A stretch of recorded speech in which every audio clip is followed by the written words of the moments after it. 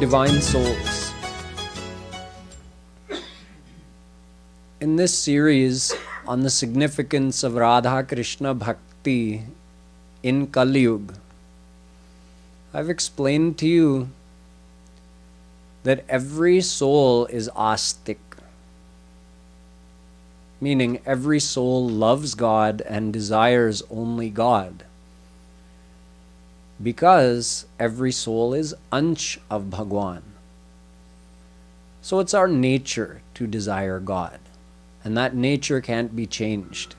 Even if someone wants to become a Gnostic, someone who doesn't believe in God, they can say it from their mouth.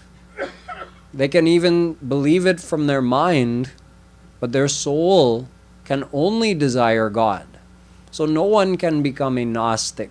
Even if they say, I don't believe in God, they still desire happiness.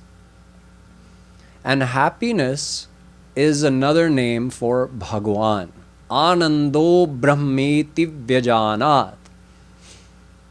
Vedas tell us Bhagwan is Anand. Raso Vai Saha. There's not Anand in him. He is Anand. So desiring Anand, meaning perfect happiness, and desiring God is the very same thing. So if you say, I don't desire God or I don't believe in God, but you still desire happiness, it's like saying, I don't believe in my father, but I believe in my mother's husband. So if you desire happiness, you do believe in God. You are desiring God and nothing else. So every soul desires only happiness. We have no other desire. Every other desire is only a created desire, developed in our mind because of the desire for happiness. Whether it's, oh, I want to have a loving companion. Why? Because having such a companion will bring me happiness. I want to become wealthy. Why? Because becoming wealthy will bring me happiness. Everything we do is for happiness. All the other things are self-created desires, but the desire for happiness is not self-created. It's an eternal desire, which is just natural to every soul, because the soul is related to God and God is happiness. There's a natural pull between every ansh and his anshi. Anshi means God, the one to whom we belong, and the ansh means we're a part of our anshi. Every ansh naturally desires his anshi. Thus, every soul desires God. And because we desire God, you can also say we desire happiness, and this desire to obtain that happiness is the reason for every action that we perform. And since we are eternal, so since eternity, for uncountable lifetimes, every moment we have been seeking this happiness. In other words, we have been seeking God. But we have failed to attain it because we did not know the proper way to attain God. Vedas tell us, Tameva viditvati mrityumeti nanyah pantha vidyate yanaya. In this Veda mantra, there are three things mentioned. The souls, meaning all of us, God, the supreme power, and Maya, the material power. This Veda mantra says, only by crossing Maya can the soul become free from death. Only by knowing God can this soul cross Maya and become free from death. There is no other way. So it means we must know God. You can say there are two main goals of a soul: to attain perfect happiness, divine happiness, and to attain freedom from suffering forever, for good, two goals: happiness and freedom from suffering. Happiness, or attaining happiness, is equal to attaining God, because He is happiness. So, rasagvam hyevayam labdhva nandi bhavati.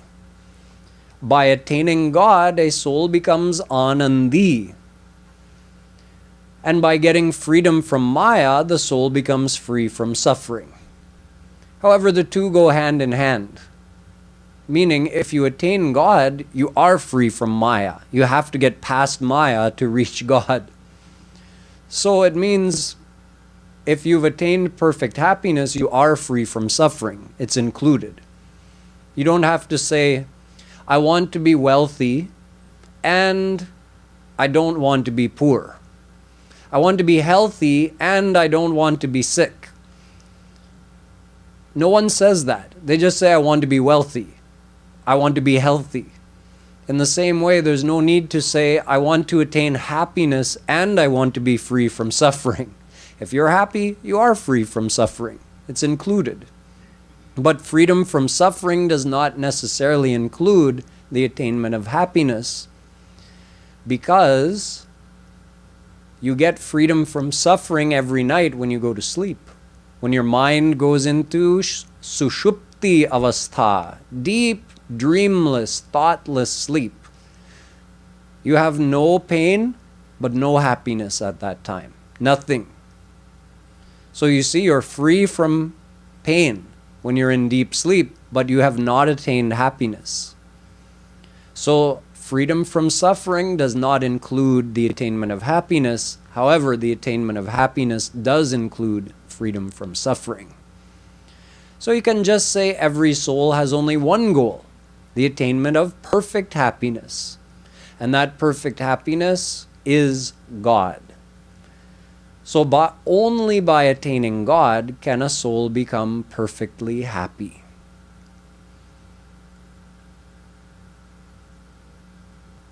Ved says, Anando Brahma. And for the soul, Anandi Bhavati. There's an important difference here. Anando Brahma means God is Anand. And Rasagvam Hyevayam Labdva Nandi Bhavati, the soul who attains God becomes Anandi. You know, like we have a word dhani. Dhani means dhan wala. Jiske paas dhan hai, wo dhani hai. Wo dhan nahi hai. Right? When you become dhani, you become wealthy, you don't become your wealth. You are in possession of that wealth. So you're called wealthy, dhani. Similarly, you don't become Anand, you become Anandi. You're in possession of Anand. The deeper meaning of this is, you do not become God, but you receive God's blissfulness. Bhoga matra samya lingacha Brahma Sutra. God gives you the same bliss He has, the same amount, but you are still a soul and He's God. Na sato vidyate bhavo, na bhavo vidyate satah. Gita. An existing thing can never cease to exist, and a non-existing thing can never be brought into existence. And since we know that there are only three things that exist, God, the souls, and Maya, so we know that those three things must have existed forever, because if they exist now, it means they've always existed, because if they didn't exist, they can't be brought into existence.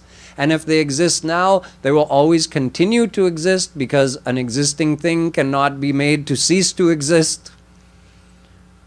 So Brahma, Jeev, and Maya have eternally existed and will always exist. Whether we're under the bondage of Maya or whether we attain God, we are still souls.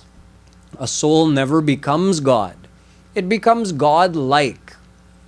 We're already God-like because we're divine and we're alive like God is, but we become more God-like because we become free from the bondage of Maya. We get perfect happiness, perfect knowledge, eternal life, a divine body, divine mind, divine senses, but we are still a soul. But instead of inhabiting a material body with a material mind, we inhabit a divine body with a divine mind. But we're still a soul and God is still God. The Bhakt who attains God receives a divine body, mind and senses. The Jnani who attains only liberation, he doesn't receive a divine body, mind or senses. He merely merges into God. With no body, no mind, no senses, just his soul, the original divine soul, merges into God. So you can say he loses his personal identity. His mind is gone, his body is gone, so his personality is gone. But he still exists. The soul, his actual self is still there. Muktanam api siddhanam narayana parayana sudurlabha prashantatma kotishvapi mahamune. Bhagavad. Out of millions of liberated souls, every once in a while, very rarely it happens that a soul who's already been liberated, who's left his body, mind, gone beyond Maya, merged into formless God, he comes back out of that liberated state, receives another birth. Why? To do bhakti so he can attain devotion to the personal form of God and get premanand. Shankaracharya also accepted this fact and stated it himself. So you see, even after liberation, the soul retains its identity. If it didn't, how could a liberated soul come back out and get reborn? If the soul ceased to exist because it became God, then it could never come back out of that state of liberation. So the goal of every soul is to attain perfect happiness by attaining God. This is only possible in a human body. So we're very lucky to receive this human birth. However, we have no idea how long this birth is going to last, and when it's gone, we could be born in any other species as we have uncountable times in the past. And it could be millions or billions of births before we get another human birth. And when we get another human birth, we'll find ourselves in the same situation we are today, with a desire for God, a need to get the knowledge to know how to find God, and then it will also be necessary for us to have the desire and the determination to follow the path to God. That's why our scriptures always give us two kinds of motivation. What will you get if you attain God? That I explained, perfect happiness. And what will happen to you if you don't attain God in this life? That also I told you. Could be a lot of births in the lower species, suffering many, many lifetimes. Do batan ko bhool mat jo chahasi kalyan Narayan ek mot ki dujo Shri Bhagavan. A Mahapurush says, if you want to attain God in this life, then always remember two things. Number one, he says, your death. Remember, death is coming, and it could come quickly, it could come at any time. And number two, Shri Bhagavan. So number one is Maut. Remember, you could die at any time, so that you don't waste time, because otherwise you keep putting off the spiritual things for the little physical day-to-day things that you always have a huge list of that you have to take care of. So Maut, number one, and God, number 2. Always remember these 2 things. So we have to know God in this life. However, Veda also told us, at this point we learned from the Vedas, that in fact you can't know God. Why? Because you have a material mind and God is divine. You have material senses and God is divine. So a material mind cannot know divine God. Material eyes cannot see divine God. God is the one who gives life to us. God is the one who inspires our senses and mind to function, illuminates them. So how could those senses which are receiving illumination from God illuminate Him? It's impossible. He's absolutely beyond our reach. Go char jahan lagi man jai, so sab maya jane hu bhai. Wherever the mind can go, it is limited to the realm of Maya, and God, by very definition, is beyond Maya. So at this point, we felt disappointed that, well, we are supposed to know God. That's the only way we can get happiness, yet it's impossible for us to know God. But then we learned that there is a way, that if someone receives God's grace, then he can know God. Uncountable souls have received God's grace and through His grace known Him, but we have not. So it means there's some kind of condition that we're not fulfilling, and those souls who received God's grace fulfilled that condition. The condition is surrender. The soul who surrenders to God receives His grace. Through His grace, he gets a divine mind and divine senses. Then he can know God and perceive and experience God.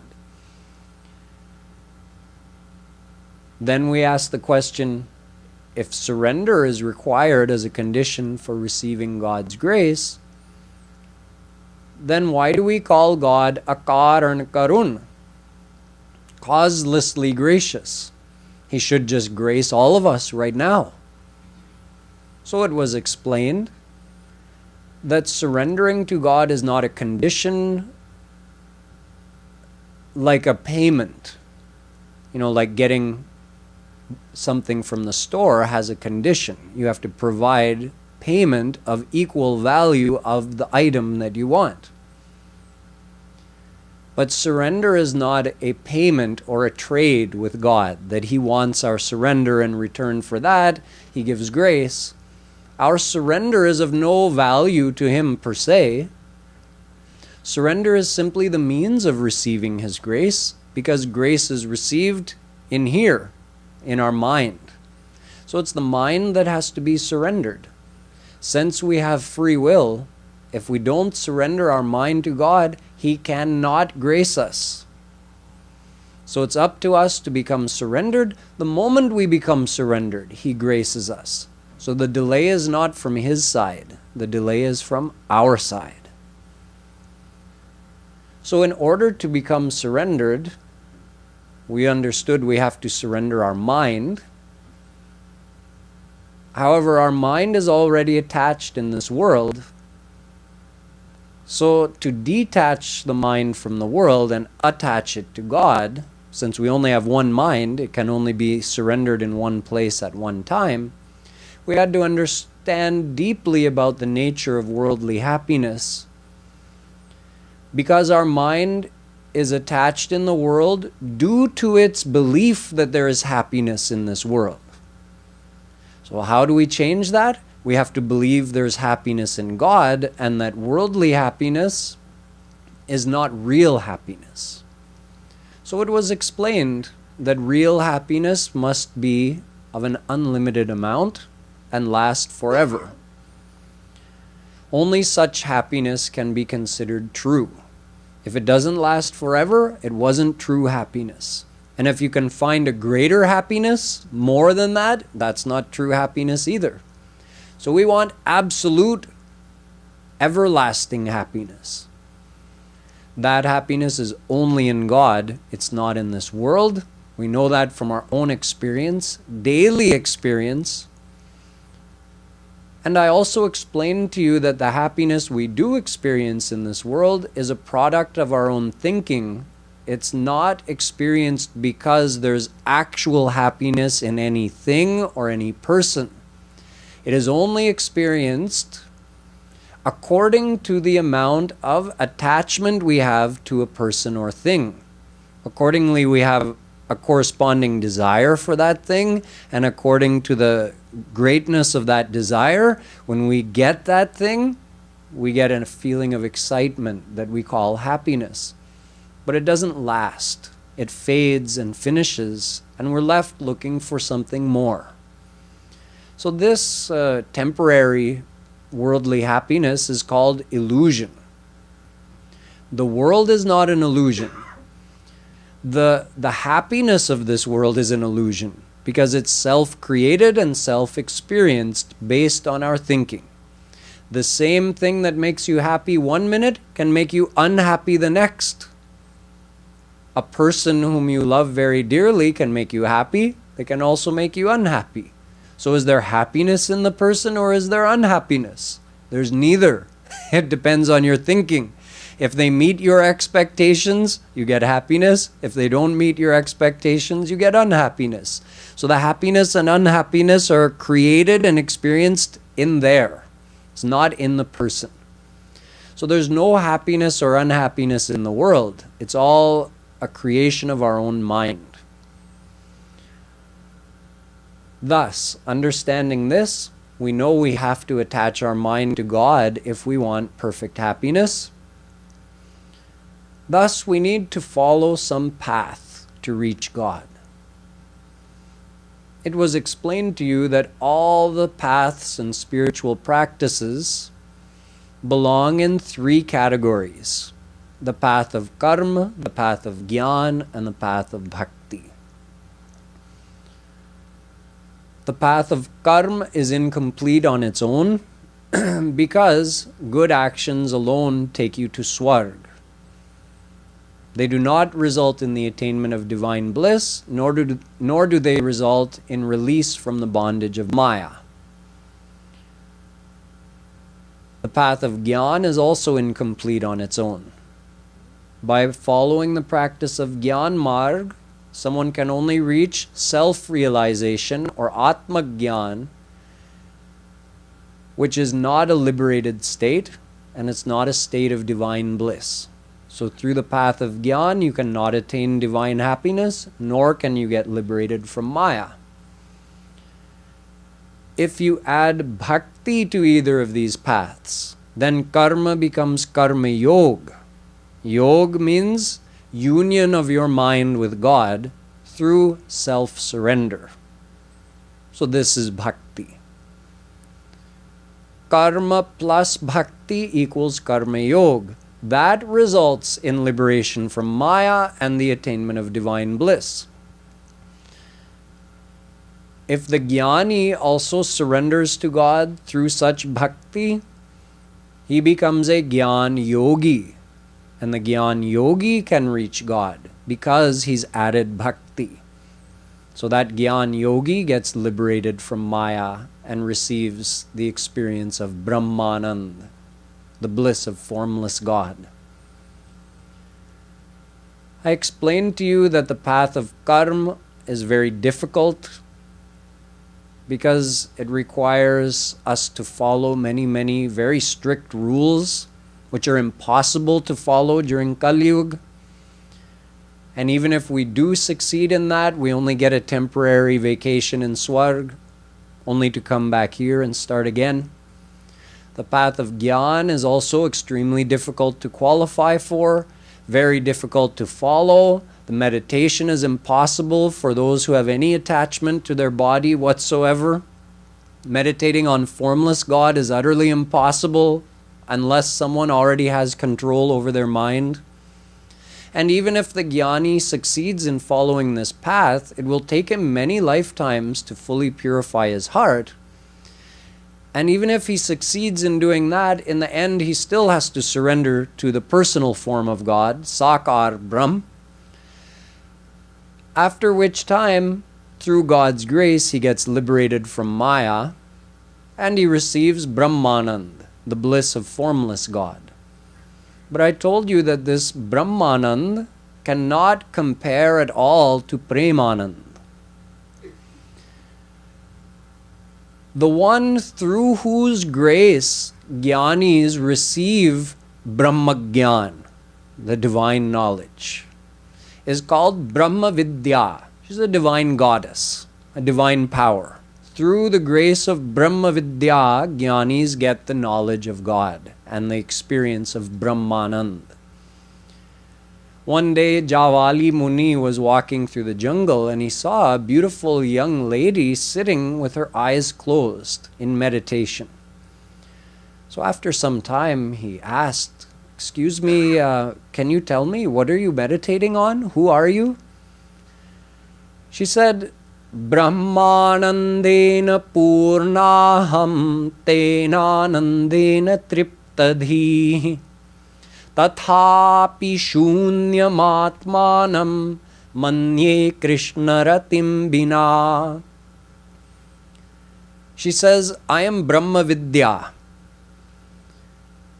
And what am I meditating on? Well, I'm trying to receive Premanand, the bliss of Shri Krishna's divine love." Why? She says, although I am full, I am purn, I am complete, and I am tript, totally satisfied through what? Brahmanand, the bliss of formless God. Yet, Shunyamatmanam manye, I consider myself to be empty. Krishna ratim bina, without the divine love of Shri Krishna. Brahma Vidya herself, who is already fully experiencing the bliss of formless God, is saying, I am incomplete without the divine love of Shri Krishna. During the avatar kal of Shri Krishna, one such Jnani Paramahans happened to be passing through Nandagaon, the village of Shri Krishna's childhood. He exclaims, Nigamataro pratishakham mrigitam militam param brahma militam idanim gopavadhuti patanchale nadham. He says, "Oh Jnanis," he's saying to his fellow Jnani Paramahansas, "don't you know, we have sought out that Brahm in all the branches of the Vedas and Upanishads. They try to find Brahm by studying the Vedas. So we searched for Brahm in all the various branches of Vedas and Upanishads, and you know where I found him? I saw him right here. He ran and grabbed onto the end of the sari of a gopi, and he's like, you know how children do that? They hide under the end of their mother's sari. I found Brahm right here in Braj. Shrinu sakhi kautukamekam nandaniketangane maya drishtam godhuli dhusarango Nrityati Vedanta Siddhanta. Another Jnani exclaims, "Oh Jnanis, you know that Brahm that you're all looking for? I found him here. He's playing in the courtyard of Nanda Baba. He's dancing in the muddy courtyard to please his mother." Another Jnani says to his disciples, Paramimam-upadeshamadriyadhvam nigamavaneshu nitanta khedakhinna. Oh, my Jnani disciples, you've been searching for Brahm through all the branches of all the Upanishads. Yet we've been unable to find him. Our intellect reaches its wit's end and it gives up. I have found the same Brahm here in Braj tied up to the ukal by this lady Yashoda. So it's an amazing experience for these jnanis to see their Brahm, their formless Brahm, who they've never been able to see in their whole life, to see him in a personal form. Their heart gets stolen by the charm of Shri Krishna's beauty and his naughty, playful personality. Shri Krishna's charm is so great, and that charm is experienced in its fullness only by those bhakta saints who surrender to the personal form of God, that one time a jnani was walking along and he saw a gopi meditating. So he was thinking that this gopi must be meditating on Shri Krishna. Whereas we meditate on formless God, this gopi must be meditating on the personal form of God. So when the gopi opened her eyes, he asked her, "Oh, were you meditating on Shri Krishna?" She said, "Pratyahritya muni chanam vishayato yasmin manodhitsati balasau vishayeshu sajjati manah pratyaharanti tatah yasya spurti lavaya hanta hridaye yogi samutkantyate mugdhasau kila pashyatasya hridayan nishkrantima kankshati." So she told him, "I'm trying to get Krishna out of my heart. I can't get any work done. Every time I think of him, I feel so much viraha for him, so much love for him, tears come in my eyes, I lose my consciousness, I can't do any of my household chores." So the jnani was amazed. Here, this Brahm, great munis, great yogis, they sit and they try to meditate. They try to take their mind away from this world. They try, even for a moment, to bring their mind out of the world and put it in God just for 1 second. And here this gopi, she's trying to put her mind in the world so that she can forget about Shri Krishna just for 1 second. These yogis meditate for years trying to get a glimpse of Shri Krishna in their meditation. And this same gopi is trying to forget about Shri Krishna so she can get some peace of mind and do her household duties. Just like one gopi says, "Santyaj sakhita dudantam yadi sukhalavam api samihase sakhya smaraya kimapi tadanyat vismaraya hantamohanam manasa." She's talking to one of her sakhis who's talking about Shri Krishna. She says, "Stop. If you desire the best thing for me, then don't bring up his name. Talk about anything other than Shri Krishna." Why? Because as soon as I remember him, I'm lost in thoughts of Shri Krishna and I can't perform any of my household work. So the jnanis are amazed by this state of the gopis, that their mind is so naturally absorbed in the bliss of Sakar Brahm all the time. So those jnanis also desire to obtain that high divine state. So we see there's something special about being devoted to the personal form of God, which gives something more than just getting the state of liberation. So now you've understood about the limitations of the path of karma and gyan, how they're both dependent on bhakti. Now let's learn something about the path of bhakti. Our Shastras say that to decide if something is the correct path, there are 5 criteria that you have to measure it by. It's called Anvay, Vyatirek, Anya Nirapekshata, Sarvatrakita, Sanatanatva. 5 criteria that have to be met. Only if a path can meet all 5 of these criteria is it the correct path for attaining your goal. Number 1, Anvay. Does this path take you to your goal? Number 2, Vyatirek. Without this path, is it possible to reach your goal?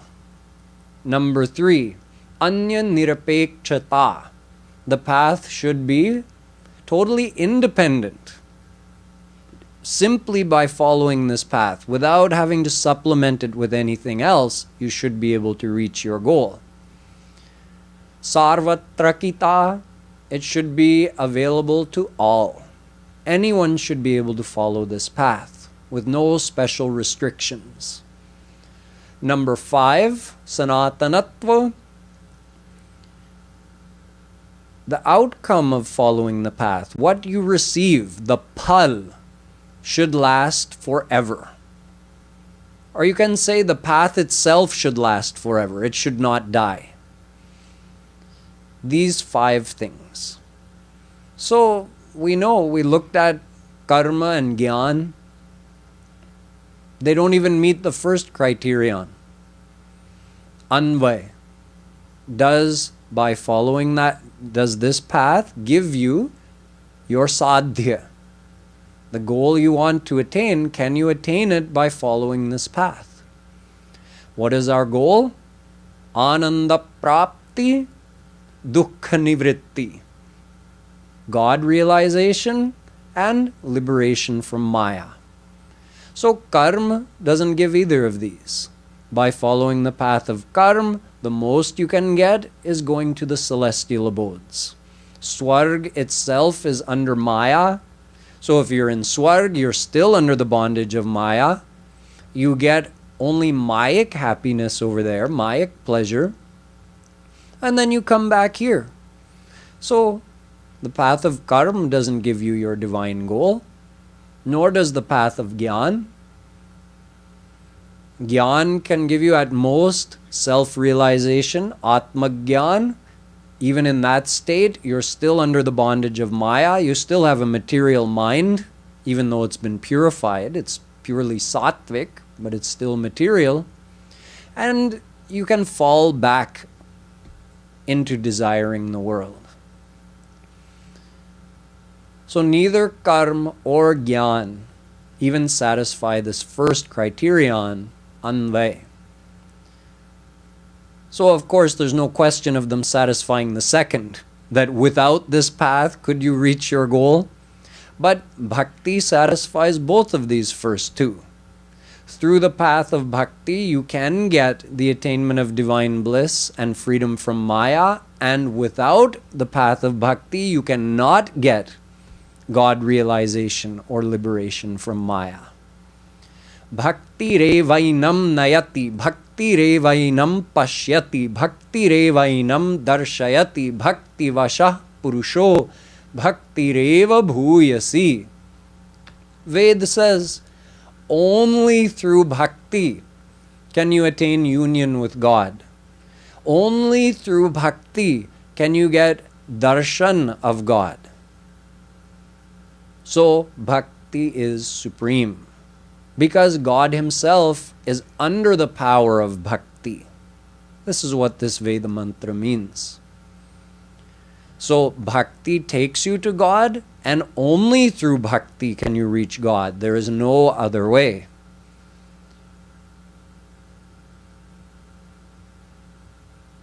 Nayamatma pravachanena labhyo na medhaya na bahuna shrutena yamevaish vrinute tena labhyastasyaish atma vivrinute tanugvam swam. Kathopanishad says, You can't reach God through any kind of self-effort. Not through studying the scriptures, not through listening to speeches about God, no matter how intelligent you are, not by debating about God, not through any amount of intellectual meditation. You can only reach God through self-surrender, because then God graces you. In other words, only through bhakti. Yasya deve para bhaktir yatha deve tatha gurau tasyaite kathita hyartha prakashyante mahatmanah. Shvetashvatara Upanishad. You can reach God through bhakti. Gita says the same thing. Purusha sapara punsa labhyas bhaktya labhyas tvananyaya. You can attain God through bhakti. Is there any other way you can reach God? Naham vedair na tapasa na danena na chejjaya shakya evam vidhorja drashtum drishtavan asimam yatha bhaktyaatmananyaya shakya ahamevam vidhorjuna gyatum drashtuncha tatvena praveshtuncha parantapa. Shri Krishna says, Arjun, I am not attainable through study of the Vedas or other scriptures, not through any kind of good action, good karma, not through any practice like austerities, karma. I am only attainable through single-minded bhakti, ananya bhakti. Whether you want to know me, see me, enter into me, there's only one way, bhakti. In the Bhagavatam, Shri Krishna says, Na sadhayati mam yogo, na jnanam dharma uddhava, na svadhyayastapastyago, yatha bhaktir mamorjita. I am not reachable through yog, gyan, karma, dharma, swadhyay, the study of the scriptures, tap, austerities, tyag, renunciation. I am only attainable through bhakti. Bhaktya hamekayagrahyah shraddhayatma priyah satam bhakti punati mannishtha shvapakanapi sambhavat. This is also from the Bhagavatam. Shri Krishna says, I am only attainable through bhakti. Bhakti is so powerful that it can purify even the most fallen soul. Whereas karma and gyan, dharma, satyadayopeto, vidya va tapasanvita, bhaktya mam abhijanati, bhaktya petamatmanam na samyak prapunati. He says that dharma, meaning good karma, combined with truthfulness and compassion, and gyan, combined with great renunciation and austerity, neither of those can fully purify a soul's mind. Only bhakti can do that. So, let alone the attainment of God, other paths like karma and gyan, they can't even fully purify our mind. Na samyak prapunatihi. The mind cannot be fully purified through karma or gyan, only through bhakti. Yatha yathatma parimrijyate sau mat punyagatha shravanabhidhanai. Tatha tatha pashyati vastu sukshmam chakshuryathaivanjana samprayuktam. Just as a person who has gotten a temporary blindness because he got something in his eyes, if he takes a medicated ointment and applies it to his eyes, the medicine gradually allows him to regain his sight. So first, it's all black for him, then he starts to see some light, then he starts to be able to make out some shapes, then he starts to be able to see color and see more clearly. Eventually, he regains his eyesight in full. In the same way, by meditating on Shri Krishna's name, form, virtues, leelas, abode, and divine associates, a soul gradually purifies his heart, gets closer and closer to Shri Krishna, and eventually receives his divine vision. However, Katham vinaro maharsham dravata va chetasa vina vinanandashru kalaya shuddhed bhaktya vinashaya. Without tears of love for Shri Krishna, without the heart melting for him, without feeling a thrill in your heart and body when you remember his name and leelas, the mind can never be purified. So we have to do the real, sincere, heartfelt devotion to Shri Krishna. Only that can purify our heart. The Ramayana tells us the same thing. Bari mathe baru hoy grita sikate baru tela binu hari bhajan na bhavatariya Yah siddhanta apela. Tulsidas Ji says, you may be able to do something impossible like churning water and getting ghee out of it, or getting oil out of dry sand. But even if you could do something impossible like that, you would still not be able to attain God or cross this Maya, Binu Hari Bhajana, without doing bhakti to Shri Krishna. Tulsidas Ji also says, even if there's a full moon out and it's a clear night, so the full moon is shining bright, all the stars are shining brightly, and in addition to that, you light all the surrounding hills on fire, still night will not be banished. You can have that much light, yet it will still be night. The only thing that can get rid of the night is when the sun rises. Similarly, you can do any practice, karma, yoga, gyan. Mayic bondage will never go until you do bhakti. Sadhak siddha vimukta udasi kavi kovid kritagya sannyasi. Yogi sur sutapas jnani dharma nirat pandit vigyani tarahina binu se mam swami ram namami namami namami.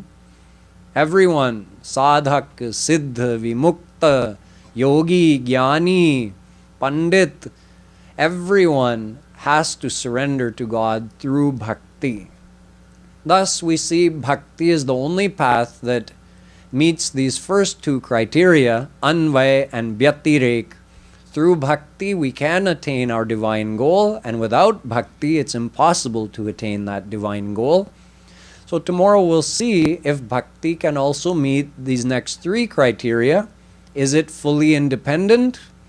Is it available to all?